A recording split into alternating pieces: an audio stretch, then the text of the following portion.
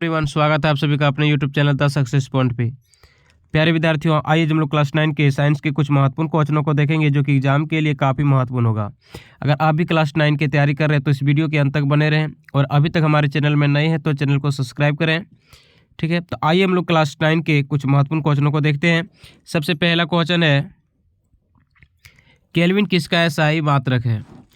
Kelvin किसका SI मात्रक है? ठीक है, तो प्यारे बच्चों सबसे पहले हम ऑप्शन को देखेंगे, तापमान, द्रव्यमान, घनत्व, आयतन। तो प्यारे बच्चों केल्विन किसका एसआई मात्रक है? तो केल्विन तापमान का एसआई मात्रक है, जो कि ऑप्शन नंबर 1 में दिया था। इसका राइट आंसर क्या हो जाएगा? तापमान। ठीक है, तापमान को और भी मात्रा है, जैसे हम लोग सेल्सियस में नापते हैं, फ़ारेनहाइट में नापते हैं। तो इसका एसआई मात्रक क्या है? केल्विन। याद रखेंगे, केल्विन। नेक्स्ट देखेंगे क्वेश्चन नंबर 2, न्यूटन मीटर किस भौतिक राशि का एसआई मात्रक है? न्यूटन मीटर किस भौतिक राशि का एसआई मात्रक है? तो पहला है बल, बल आघूर्ण, द्रव्यमान, घनत्व। तो प्यारे बच्चों न्यूटन मीटर बल आघूर्ण का एसआई मात्रक है, जबकि न्यूटन जो है वो बल का एसआई मात्रक है। इसमें कन्फ्यूज नहीं होना है। तो इसका राइट आंसर क्या हो जाएगा? बल आघूर्ण। नेक्स्ट क्वेश्चन देखते हैं, निम्न में से कौन अदिश राशि है? निम्न में से कौन अदिश राशि है? पहला है चाल, वेग, द्रव्यमान, घनत्व। तो प्यारे बच्चों इनमें से चाल जो है वो अदिश राशि, बाकी वेग, द्रव्यमान, घनत्व ये सभी सदिश राशि है। ठीक है, तो इसका राइट आंसर क्या हो जाएगा? ऑप्शन नंबर ये, चाल। अगला देखेंगे, निम्न में से किसका मान शून्य हो सकता है? निम्न में से किसका मान शून्य हो सकता है? दूरी का, विस्थापन का, आयतन का, सभी का। तो प्यारे बच्चों दूरी का मान कभी शून्य नहीं हो सकता है, तो विस्थापन का मान शून्य हो सकता है। इसका राइट आंसर हो जाएगा ऑप्शन नंबर 2, विस्थापन। ठीक है, विस्थापन। अगला देखते हैं, मंदन का एसआई मात्रक क्या है? मंदन का एसआई मात्रक क्या है? पहला है मीटर प्रति सेकेंड, दूसरा है मीटर प्रति सेकेंड स्क्वायर, दूसरा है केजी प्रति मीटर स्क्वायर, दूसरा है इनमें से कोई नहीं। तो प्यारे बच्चों मंदन का एसआई मात्रक हो जाएगा ऑप्शन नंबर बी, मीटर प्रति सेकेंड स्क्वायर, जो त्वरण का एसआई मात्रक होता है। त्वरण का एसआई मात्रक क्या होता है? मीटर प्रति सेकेंड स्क्वायर, जबकि वेग का मात्रक क्या होता है? मीटर प्रति सेकेंड। तो प्यारे बच्चों इसका राइट आंसर क्या हो जाएगा? ऑप्शन नंबर बी, मीटर प्रति सेकेंड स्क्वायर। अब बात यहाँ ये उठता है कि मंदन किसे कहते हैं? तो ऋणात्मक त्वरण को हम लोग क्या कहते हैं? मंदन कहते हैं। नेक्स्ट देखेंगे, जड़त्व किस पर निर्भर करता है? द्रव्यमान पर, त्रिज्या पर, दोनों पर, भार पर। तो प्यारे बच्चों जड़त्व जो है वो द्रव्यमान तथा त्रिज्या दोनों पर डिपेंड करता है। इसका राइट आंसर हो जाएगा ऑप्शन नंबर सी, दोनों पर। अगला देखेंगे, गति के किस नियम से बल का व्यंजक प्राप्त होता है? गति के किस नियम से बल का व्यंजक प्राप्त होता है? यानी कि F बराबर ma, ये किससे प्राप्त होता है? तो प्यारे बच्चों ये गति के द्वितीय नियम से प्राप्त होता है, जो कि ऑप्शन नंबर बी में दिया हुआ है। गति के प्रथम नियम से बल का परिभाषा प्राप्त होता है, बल का परिभाषा प्राप्त होता है, याद रखेंगे। जबकि तृतीय नियम से बल की प्रकृति का पता चलता है। अगला देखेंगे, रिक्त स्थान दो वस्तुओं के मध्य परस्पर क्रिया होती है, यानी बल जो है वो दो वस्तुओं के मध्य परस्पर क्रिया होती है। इसका राइट आंसर हो जाएगा बल, ऑप्शन नंबर ये। अगला देखेंगे, प्रतिबल का प्रभाव निम्नलिखित में से किस पर निर्भर करता है? क्षेत्रफल पर, भार पर, आयतन पर, द्रव्यमान पर। तो प्यारे बच्चों प्रतिबल का प्रभाव क्षेत्रफल पर डिपेंड करता है। इसका राइट आंसर हो जाएगा ऑप्शन नंबर ये। अगला देखेंगे, छत पर दौड़ता बालक किस ऊर्जा का उदाहरण है? अस्थितिज ऊर्जा, गतिज ऊर्जा, आंतरिक ऊर्जा, सभी।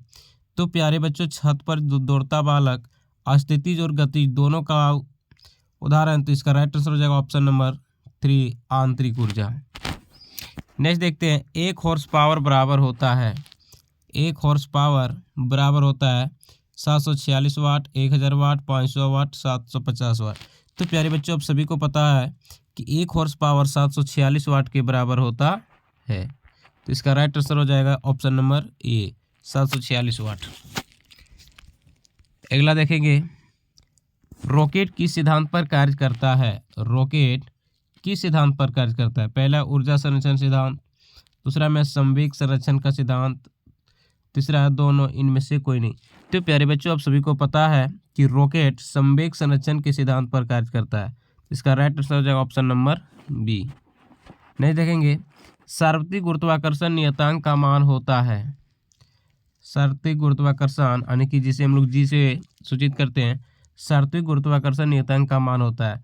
तो प्यारे बच्चों, आप सभी को पता है इसका मान होता है 6.67 इंटू 10⁻⁻11 न्यूटन मीटर स्क्वायर प्रति केजी स्क्वायर। इसका राइट आंसर हो जाएगा ऑप्शन नंबर ए। अगला देखते हैं, चंद्रमा पर गुरुत्वीय त्वरण का मान होता है। चंद्रमा पर गुरुत्वीय त्वरण का मान होता है।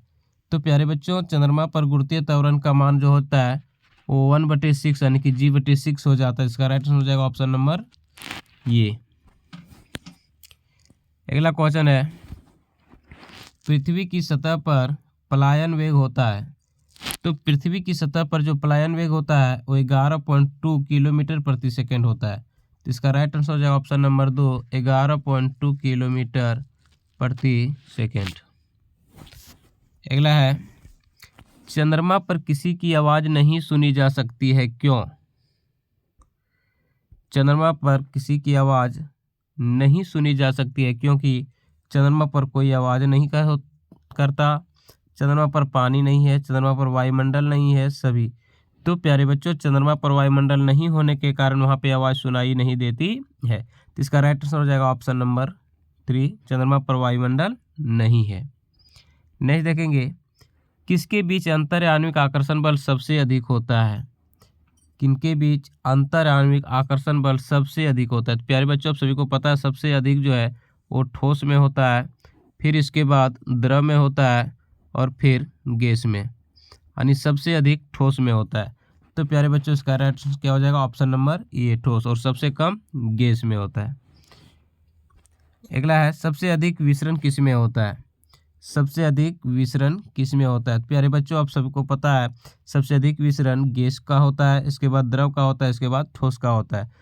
तो सबसे अधिक की अगर बात करें तो गैस का होगा और सबसे कम की बात करें तो ठोस का। तो इसका राइट आंसर हो जाएगा ऑप्शन नंबर ए, गैस। ठीक है, ऑप्शन नंबर सी में दिया हुआ है गैस। ठीक है। अगला है, पदार्थ की पांचवी अवस्था की खोज कब और किसने किया था? पदार्थ की पांचवी अवस्था की खोज कब और किसने किया था? प्यारे बच्चों, हम लोग जानते हैं कि पदार्थ की मूल रूप से 3 अवस्थाएं होती है, ठोस, द्रव, गैस, लेकिन इसके अलावा भी 2 अवस्थाएं होती है। चौथी अवस्था प्लाज्मा और 5वीं अवस्था बोस कंडेंसेट, जिसकी खोज 1920 ईस्वी में बोस कंडेंसेट ने किया था। तो इसका राइट आंसर क्या हो जाएगा ऑप्शन नंबर ए, 1920 में बोस कंडेंसेट ने इसकी 5वीं अवस्था की खोज किया था। अगला है, जब बर्फ पानी में तैरता है तो उसके आयतन के कितने भाग पानी के ऊपर होता है? यानी जब कोई बर्फ पानी में तैरता है तो उसके आयतन के कितने भाग पानी के ऊपर होता है? काफ़ी अच्छा क्वेश्चन है। तो प्यारे बच्चों, आप सब याद रखेंगे उसके 1/10 भाग कितना होता है? 1/10 भाग आयतन पानी के ऊपर होता है। जिसका right answer option number A, 1/10 भाग। नेक्स्ट देखते हैं, बैरोमीटर का एकाएक नीचे गिरना क्या दर्शाता है? बैरोमीटर का एकाएक यानी अचानक नीचे गिरना क्या दर्शाता है? तो प्यारे बच्चों, बैरोमीटर का एकाएक नीचे गिरना आंधी तूफान की संभावना को व्यक्त करता है। इसका राइट आंसर हो जाएगा ऑप्शन नंबर ए। नेक्स्ट देखते हैं, वर्षा की बूंदें किसके कारण गोलाकार होती है? वर्षा की बूंदें किसके कारण गोलाकार होती है? तो पहला है पृष्ठ तनाव के कारण, आयतन के कारण, द्रव्यमान के कारण, घनत्व के कारण। तो वर्षा की बूंदें जो गोलाकार होती है वो पृष्ठ तनाव के कारण होती है। जिसका right answer option number A. अगला देखेंगे, वस्तुओं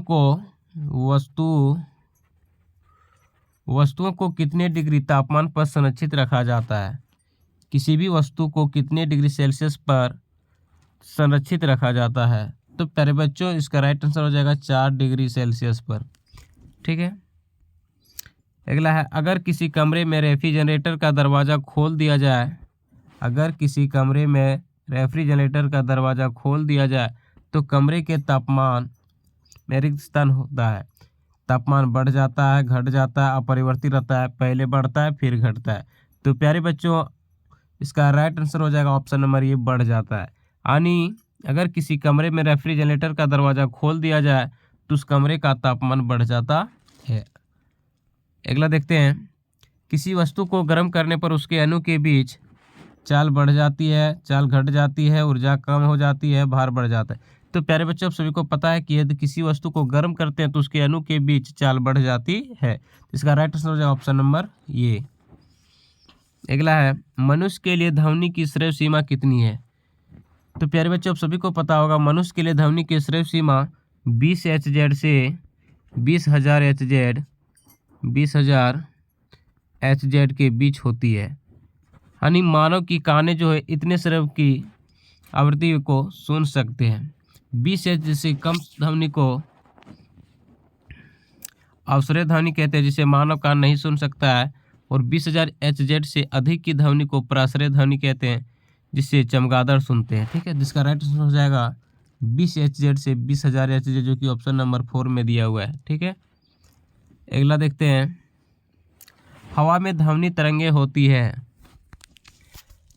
हवा में ध्वनि तरंगे होती है अनुप्रस्थ अनुदैर्ध्य दोनों लंबी। तो प्यारे बच्चों, आप सभी को पता है कि हवा में ध्वनि तरंगे अनुदैर्ध्य होती है, जिसका right answer option number B.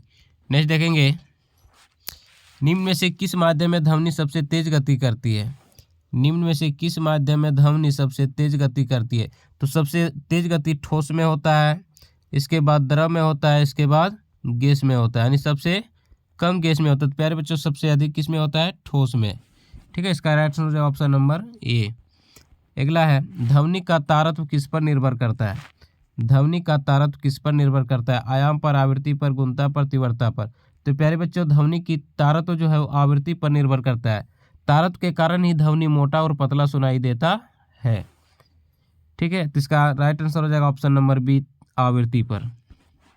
Next देखेंगे, प्राश्रय ध्वनि का उपयोग किया जाता है, यानी कि प्राश्रय ध्वनि का उपयोग कहाँ किया जाता है? तो गठिया रोग के उपचार में, समुद्र में जहाज़ों को खोजने के लिए सोनार में, अल्ट्रासोनोग्राफी में, अल्ट्रासोनोग्राफी में, यानी 2 बार लिखा गया है, अल्ट्रासोनोग्राफी में, चौथा में सभी। तो प्यारे बच्चों, आप सभी को पता होगा कि प्राश्रय ध्वनि का उपयोग गठिया रोग के उपचार में किया जाता है, बिल्कुल सही है।